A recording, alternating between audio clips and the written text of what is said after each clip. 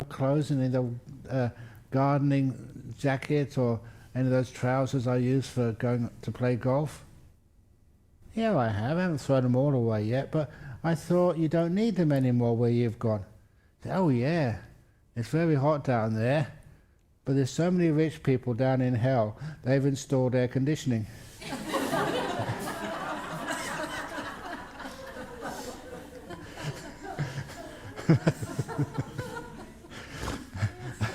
And I still remember Dr. K.C. Dhamma bursting out laughing when I told him, I said, I'm going to use that tonight in his talks, and so he did.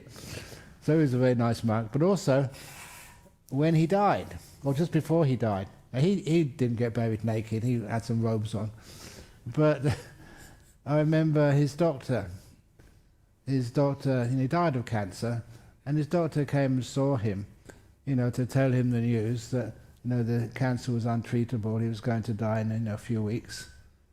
And he said he was the only person the doctor had ever seen, as soon as he said he was going to die, started laughing.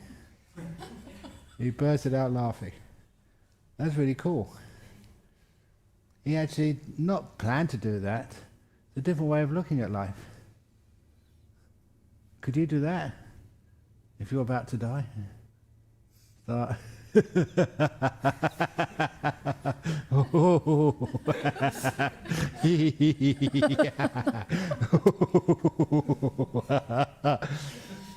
You're getting there, but needs more training.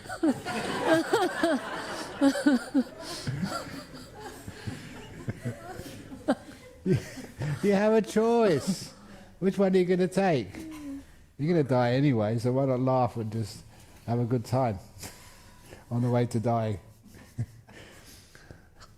So anyway, what you learn here, different perceptions, and not just thinking or seeing things differently, but actually see the result of them. It gives you so many more possibilities of what you can do and how you can behave and to all the things which happen in life.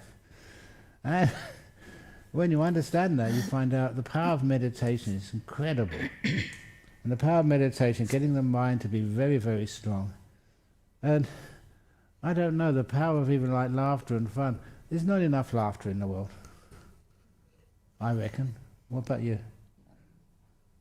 You'd like to have some more laughter? Yeah.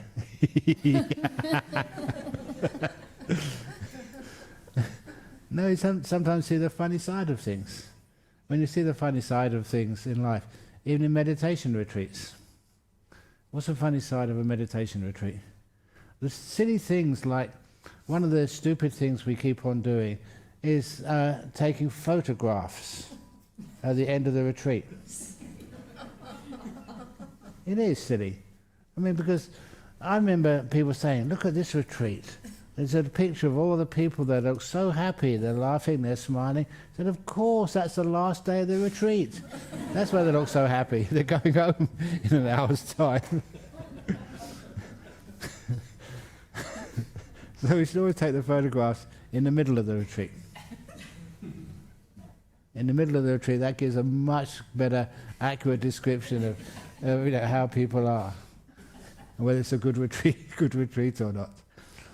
So anyway, when we learn how to do some meditation, it's great. You can just meditate any old time.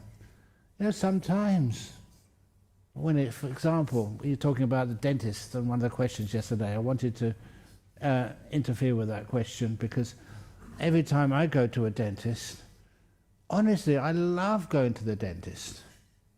One of the reasons is because the dentist chairs are the most comfortable I've ever sat in. And I don't have to feel guilty about high and luxurious seats. Yes, they are luxurious. And they just contour to your body, and you can just go back there.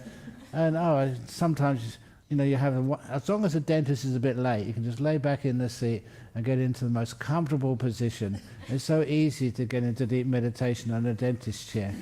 The only trouble is that then he disturbs it all by poking things in your mouth. So I'd like to have dentist appointments where the dentist doesn't attend.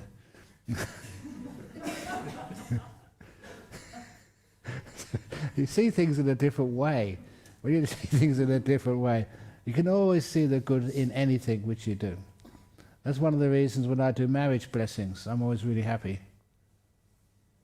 Because I always consider, the positive side.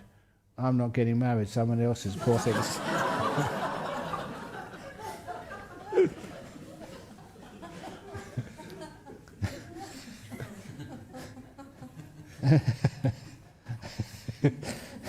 I got a lot of compassion. And funeral services as well. I love funeral services. At a funeral service, people always listen to you. When I give a talk, not everybody listens to you, they've had enough. But at funeral services, they do. And it's just part of life. You enjoy life no matter what happens. And when you enjoy life, they have this, another silly story. They have these two Australians, and they died, and they got sent down to some hell realm. And in the hell realm, it was really hot, and they had to work very hard. And as they were working very hard in the severe heat, they were just singing. Hi ho, it's off to work we go. Why not? They're good friends, and they were used to working hard. And so the devil started turning the heat up. And it got really hot. I said, oh wow, this is lovely. This is reminders of working out in the deserts over in Australia. They're really, really hot. And so they were singing even a more happy song. And the devil took a look at them and said, we're not getting into these guys. Turn it up, top temperature. And it was really, really, really, really hot. They said, this is just like working in the mines in Australia. They're really hot down there, and you get paid so much money. This is great. And so the devil got really frustrated. The people were happy when he was trying to torture them. And so, I know what I'll do, said the devil. He turned the temperature right down so it was frozen over. And when it was really freezing, then they were jumping up and down and dancing for joy. And the devil said, look, I give up on you two. It's really hot and you're happy. It's really very hot and you're happy. And now it's freezing and you're happy. What's happening? He said, oh, well, we always knew that Australia will win the World Cup soccer once hell freezes over.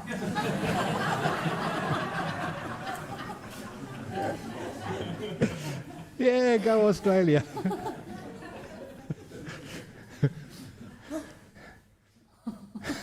Yeah, I got you laughing as well, that's good.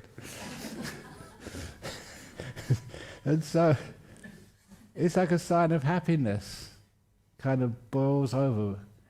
And it's beautiful for your health, some happiness and joy.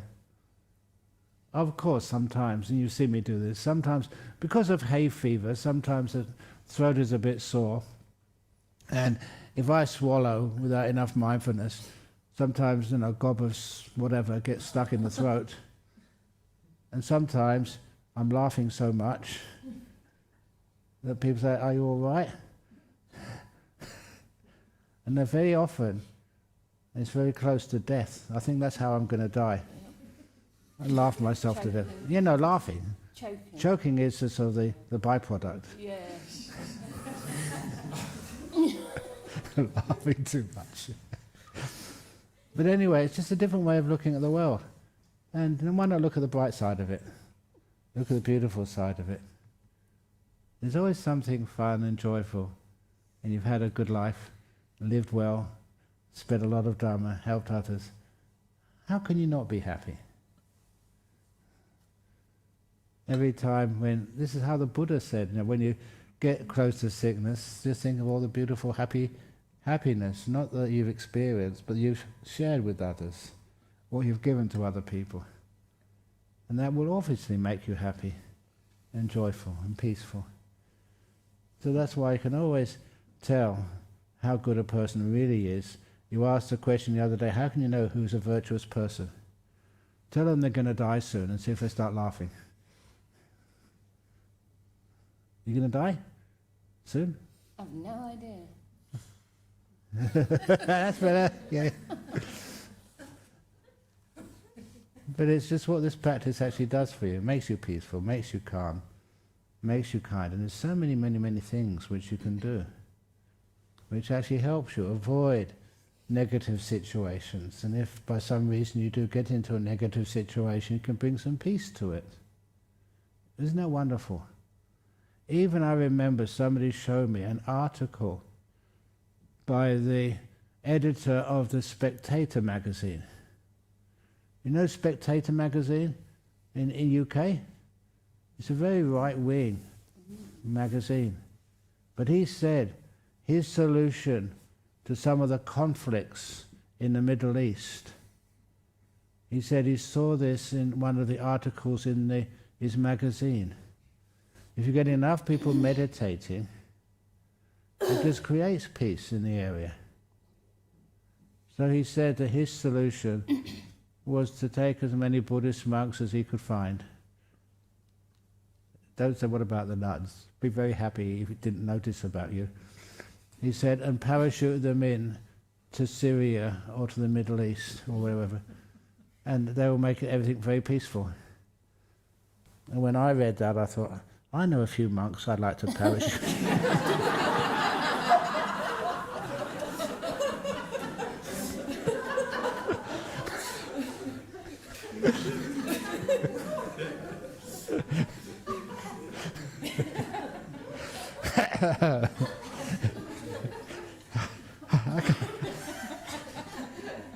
I can't help it, sorry. But nevertheless, when you can, always see the positive side in almost anything. And I've shown that, I've proved that to you, sort of, with, the story of the poo. Even that looks beautiful. Everything looks beautiful. And this is just sometimes how your perceptions can actually be freed. Not what you expect to perceive, not what everybody else perceives, but what you perceive. It's got an immense amount of freedom in the mind, granted to you by the meditation. You don't always... Look, sometimes one of the other things which just comes up, when I started meditation, to watch the breath all the time, and my nose was stuffed up. I couldn't watch it in my tummy because I was hungry. I was a young man. And so sometimes, where can I watch the breath? And even you do amazing stuff, and it's true, I've done this, to be able to notice your breath going in on your big toe, on your left foot. Can you do that? Watch your breath in your big toe. Of course you can. It's just maybe being able to mess around with your perceptions. It was fun. Gave myself a little test to do that. And can I really do that? And after a while, I was breathing in my left toe and breathing out on my right toe. That's how perception can be changed. When you do that, the main reason for that was to show that the perceptions which you do have, how many of them are really real? Or how much of them are imagined? That's why if ever you were in a medical facility, never ever say to somebody, this procedure we're going to do, it's going to hurt. It's going to hurt. I'm sorry, there's nothing I can do about it, it's going to hurt, okay. That makes it hurt. It's much better to say, oh, you're so lucky, this is one of the most blissful, peaceful experiences when I pull your tooth out.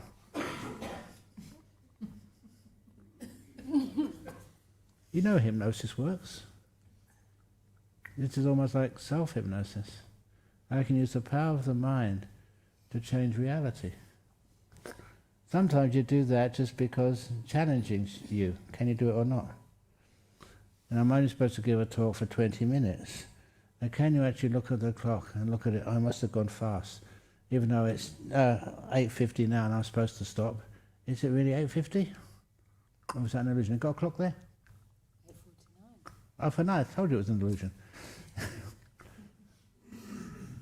What you're doing there, obviously you don't want to deceive yourself, but how much of the world do we assume to be truth?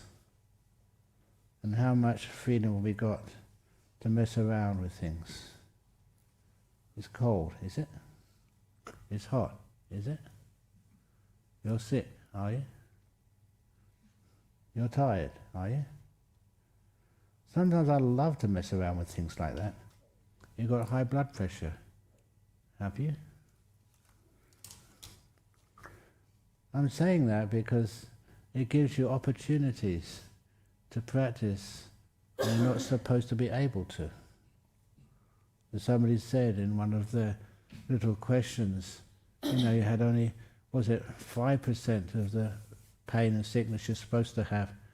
And the doctor said that should be impossible. I love it, honestly, when I hear stories where doctors get totally bamboozled. It's not supposed to be possible, but it is. I also love it when people do CT scans or something, because those scans kind of prove, what the doctor suggests is a big disease or something's really wrong. And I love it when people say they do some meditation before the CT scan, and the doctor says, we have to do a CT scan again. Something wrong with the machine. And they say, actually, there's nothing wrong with the machine. You've healed yourself. You've done things which are supposed to be impossible. Okay, last little story before we do the metta meditation. How many people have pets? Dogs and cats and monks and nuns? We're much cheaper. And we're very similar. I live in a kuti, dogs live in a kennel. Pretty similar. And you Don't get to take you on a walk, Ajahn. No, you always get in the car. Yeah, but in the old days, you just get a leash and take your pet nun on a walk. And they guard your health. And somebody worked out they're much cheaper. Much cheaper, honestly, to look after a dog. Sorry. Yeah. Much cheaper to look after a monk or a nun than look after a dog. But anyhow, where was I going with this one? CT scan. CT scans. Oh yeah. This guy took his dog to the vet. Said, my dog's really sick. And the vet said, well, look at the dog. He said, no, that's not sick. Your dog is dead. Said, no, he's not. He's just sick. Because we love our pets so much that sometimes we just don't admit that they've gone. So look, he's really dead. No, prove it. So the vet got a cat from one of the cages and put the cat in front of the dog's nose. The cat started to hiss. And the dog just sat there, didn't move. They took the cat to the dog's backside, lifted up his tail. The cat was trying to claw the dog. The dog again never moved. Turned the dog upside down, put the cat on the dog's belly. Again, the dog never moved. And she said, it's dead. And the owner finally admitted, okay, yeah, my dog is dead. So then the vet gave him the bill. It was £1,010. That's expensive. Yes, it's £10 for the consultation, £1,000 for the CAT scan.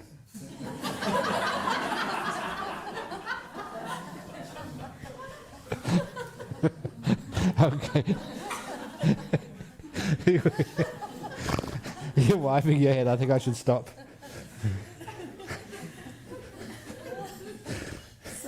Sadhu, sadhu, sadhu, sadhu. Sadhu, sadhu. Okay. So the metta meditation. Yes. Metta scan.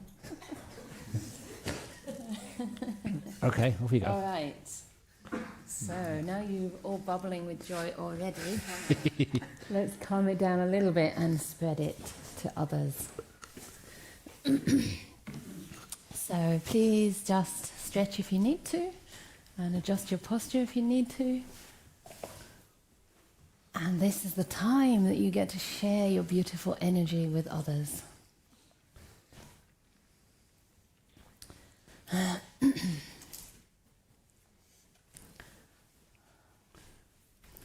So maybe before we begin, you could already bring to mind a person you'd like to think about when we get to that point in the meditation. So this should be a loved person or a person that you naturally feel a sense of joy arising in your mind when you think of them. So not somebody you have a complicated relationship with, but somebody who just, you have a very loving, very playful, innocent relationship of goodwill towards. Maybe the same person you used yesterday, maybe someone else. And when you have thought of that person, then just leave it aside for now and let's begin.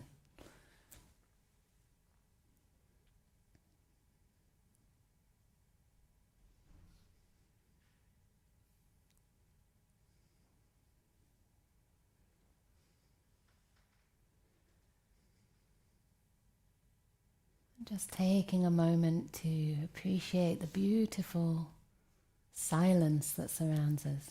Silence that's infused with a sense of joy, a sense of friendship, a sense of hope, positivity.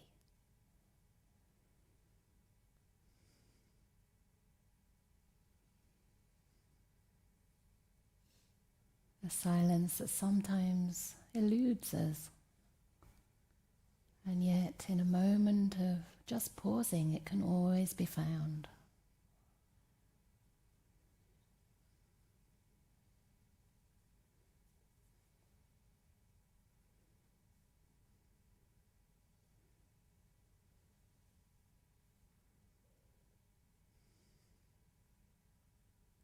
And gently bringing your awareness, your kindfulness, like the light and warmth of the sun, to your body, as though you're basking in that sunshine. You don't need to make the awareness spread, you just need to receive it. To just receive kindfulness and allow it to relax you. To suffuse every part of your body and mind, as though you really are on holiday, soaking up the sun, the silence, the goodness.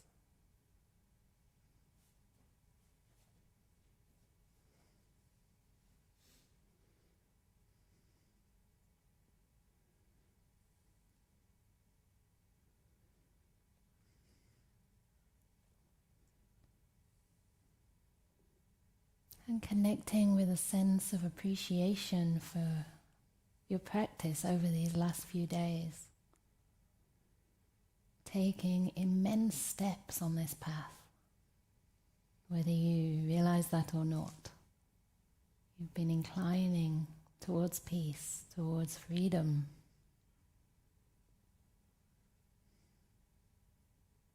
And drop by drop the jar gets full. You've put so many drops of virtue, of sense restraint, so many moments of kindfulness into that jar that is leads to your liberation. The jar's slowly becoming full. So just rejoicing in what's been done, trusting that the practice will continue to yield fruits.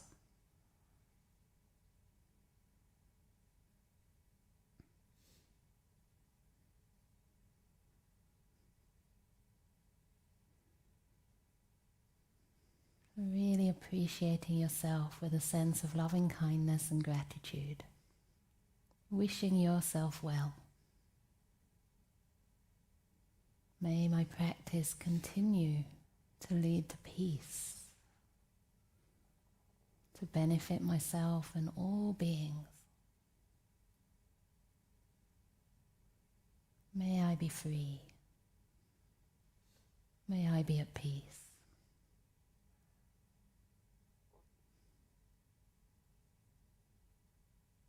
Really envisaging this as a possibility, something you can already feel taking root. That sense of peace, of freedom, that's your own experience.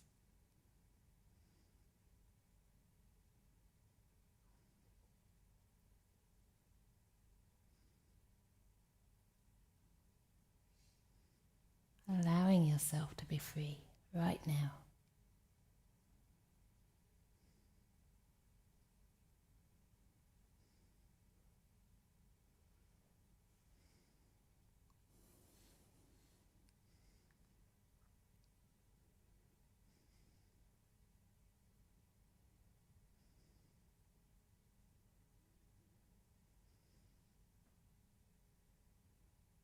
How does that feel? Allow the mind to linger in any pleasant feelings associated with this sense of goodwill. Allow yourself to be peaceful, to be free.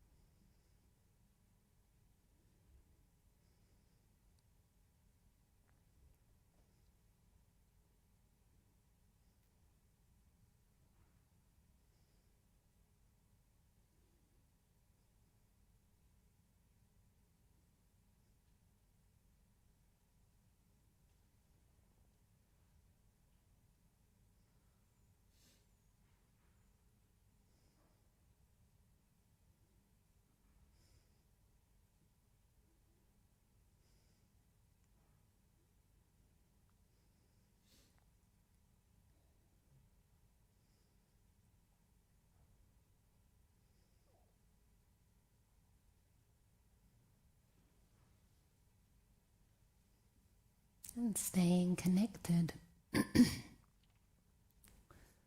any pleasant feelings anywhere in your body or your mind. Just invite in this loved person, a person who's very dear to you, or perhaps someone who's helped you in your life. The benefactor, maybe a teacher, a spiritual friend.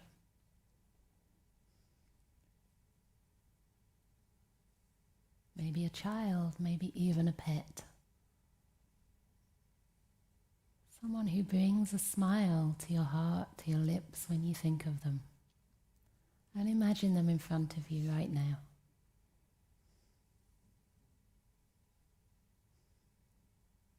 You may be able to visualize their face fairly easily, or just get a sense of their presence, how it is to be around this being. Perhaps remembering a time that you shared together that was happy, where you felt at ease, relaxed, safe in their presence.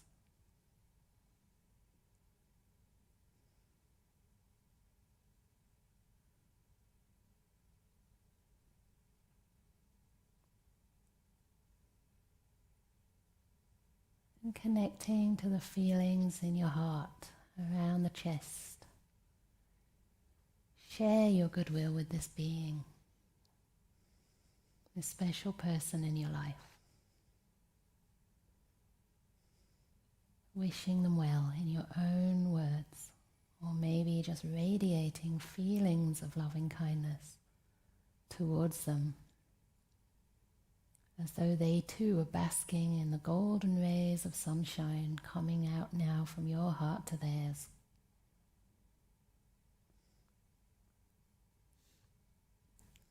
Spreading right through their body from their head to their toes, healing any tension, any sickness they may have. Putting them fully at ease.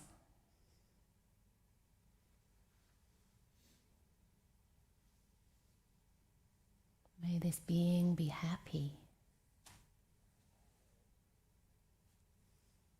May they be free. Whatever you truly wish for them, and what they'd wish for themselves.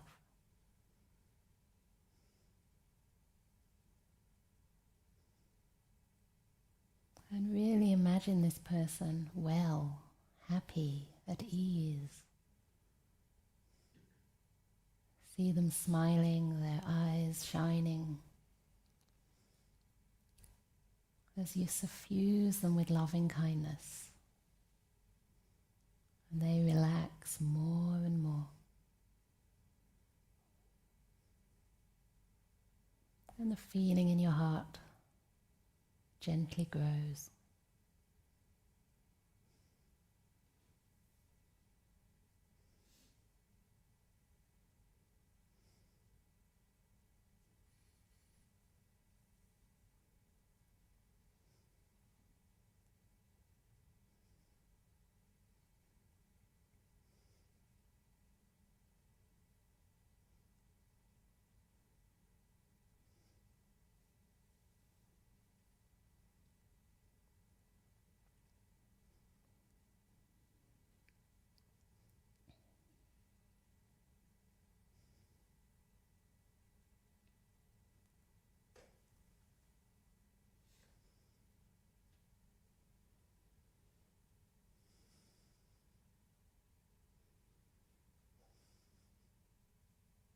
Just trusting the power of these intentions to bring about the feelings of loving kindness in their own time, without any pressure on your mind. Just enjoying this beautiful act of giving for giving's sake.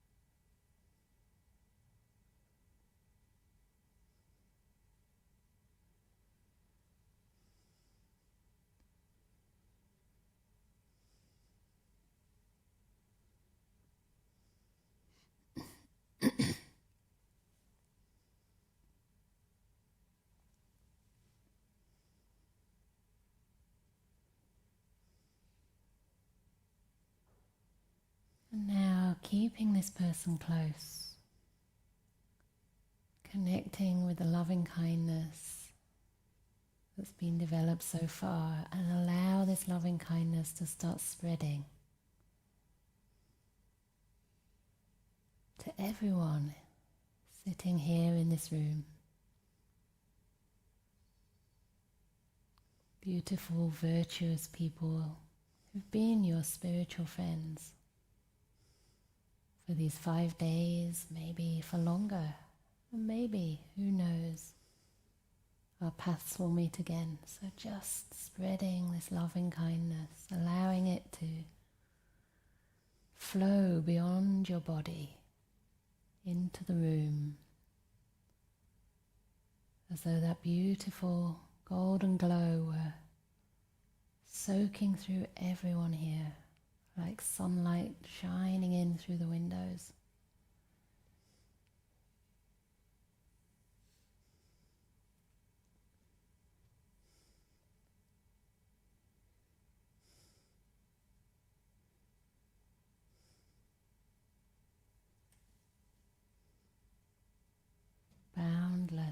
impartial, shining on everyone equally.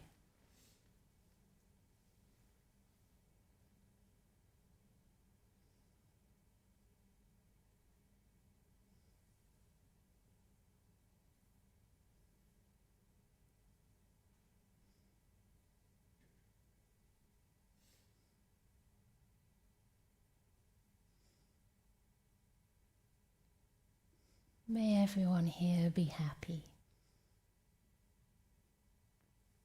be safe,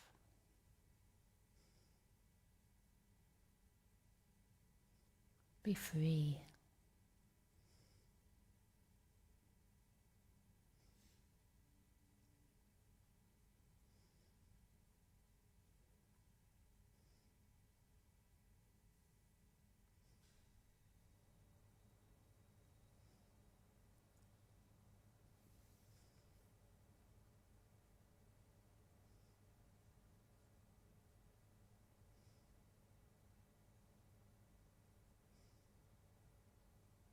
And as our combined loving kindness continues to grow, it starts spreading even beyond these walls, out into the surrounding area, to anyone here on this camp, to the staff, the volunteers, the little birds in the trees, even the insects, the worms, the moles, the little monkjack deer. May all beings in this area share our loving kindness, share our peace.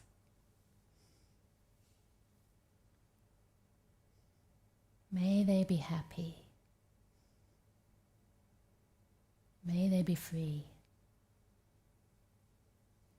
Imagining this whole area lighting up with this beautiful, gentle sunshine of loving kindness, spreading impartially to all beings, maybe invisible beings,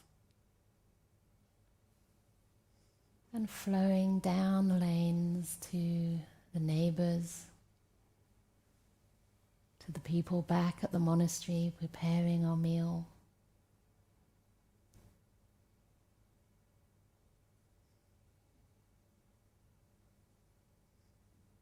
All the way down the hill, through the fields, the cows, the horses, the sheep, all the way down to the city of Oxford, where people are going about their everyday life. Imagining this loving kindness just cascading down the hill, down into the valley, to the River Thames and beyond, down the river into the big city of London, spreading all across the UK, gaining momentum as it spreads, wishing all beings freedom, safety and peace.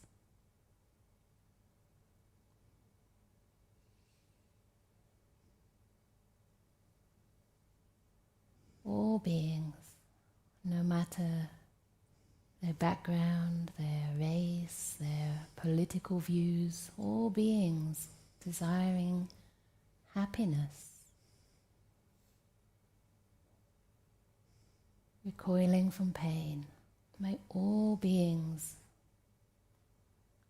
in the UK and beyond, may they all be free. Allowing the metta to spread across the seas, the oceans, to the countries you came from, where you have family and friends, as though the whole planet Earth is starting to glow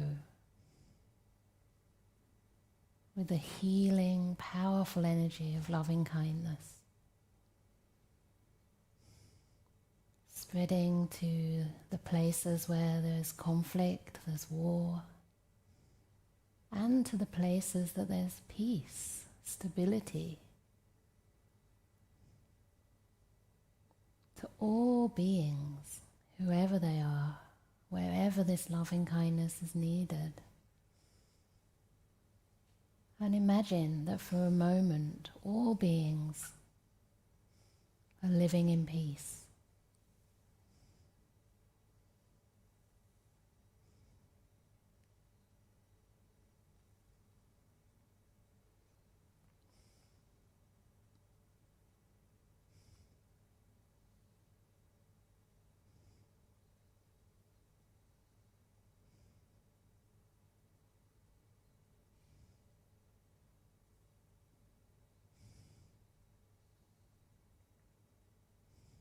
Not only human beings, but animals, large and small. Maybe animals you don't even know exist, going about their day, protecting their young.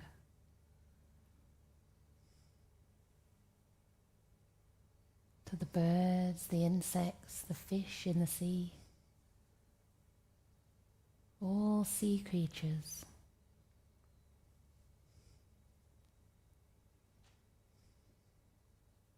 Creatures in lakes, rivers, wherever there's life, all breathing beings. May they all be safe. May they all be at peace.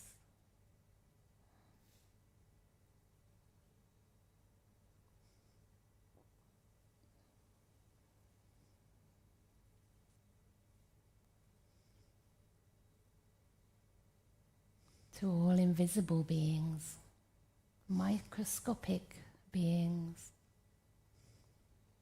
beings in different realms, maybe devas, Brahmas, beings of the jhana realms, who are delighting in bliss. May they too be happy. May they end suffering completely. May they be truly free.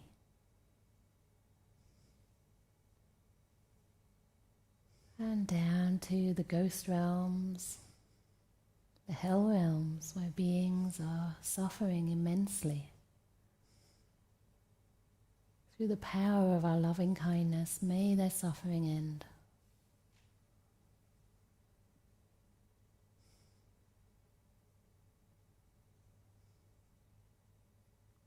May all beings, human or non-human, visible or invisible, far or near, may all beings be happy, be safe, be free.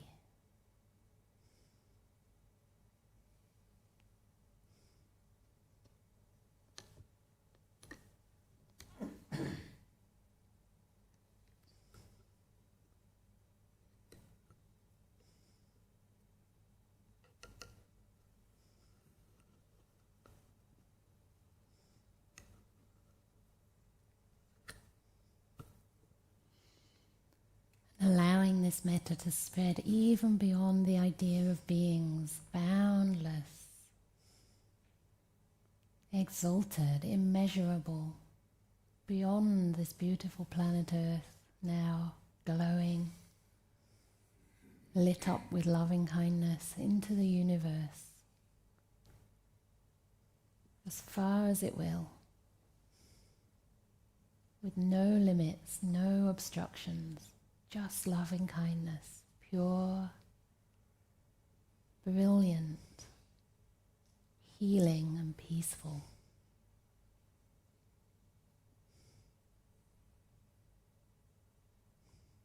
And allow the mind to rest for a while in this boundless loving kindness beyond limitations.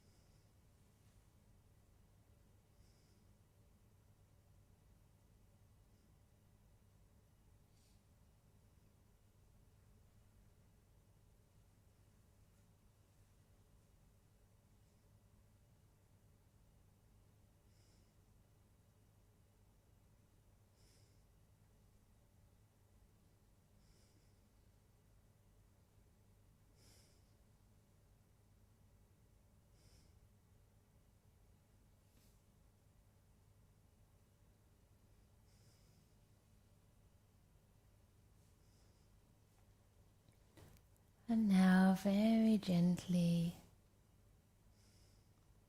bringing that metta back to the world, planet Earth.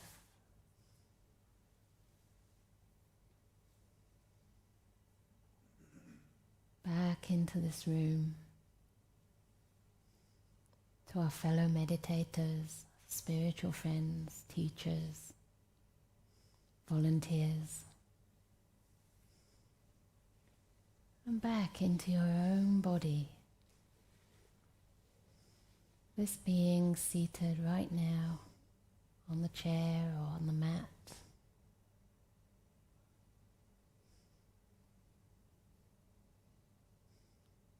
Your closest companion, your own spiritual friend, that's you.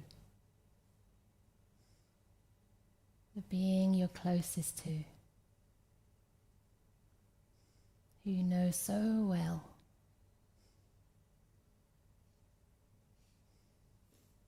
And just stay with a feeling of unconditional love for yourself, allowing it to soak through your whole body, to include what you think of as your qualities and your faults, to include your history, your past, your hopes for the future.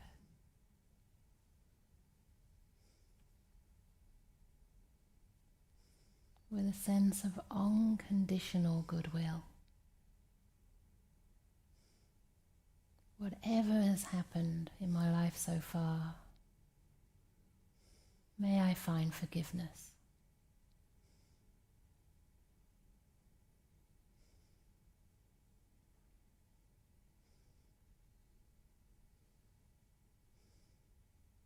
Whatever will happen in the future, I already forgive. I already accept and allow.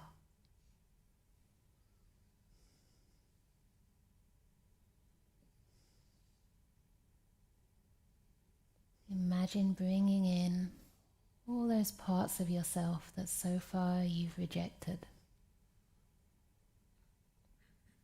The painful past, things you are not proud of or regret. Imagine your heart opening widely. And in your heart is this wise, compassionate part of you who can say, come in, you belong, you're part of me. I'll never reject you again.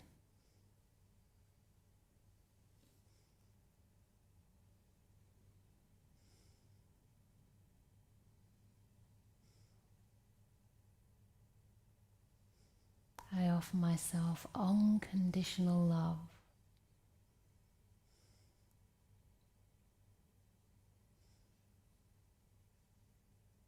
I offer myself the opportunity for happiness, freedom, and absolute peace, the peace of liberation, the end of suffering.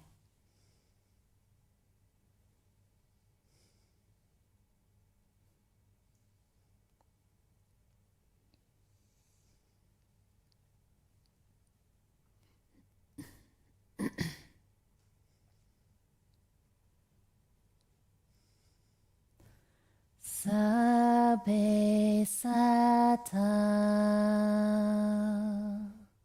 sabbe pana,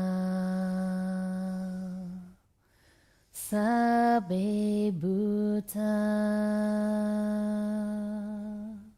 sabbe pugala, sabbe atabhava pariyapana, sabba itiyo, sabbe purisa,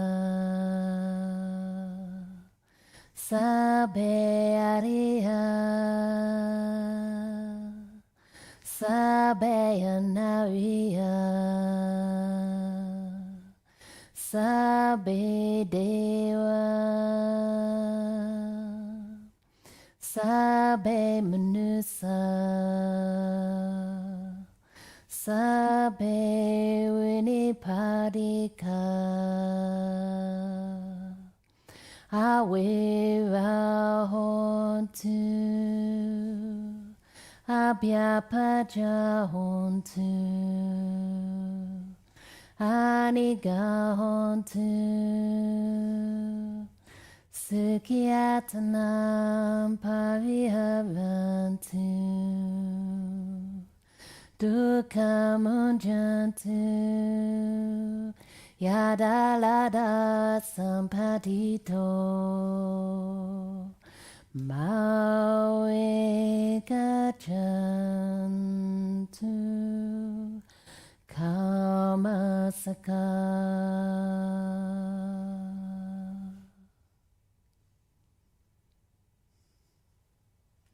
So just gently feeling the benefits of the practice and of the chanting, and gently, when you're ready, opening your eyes with a smile, please.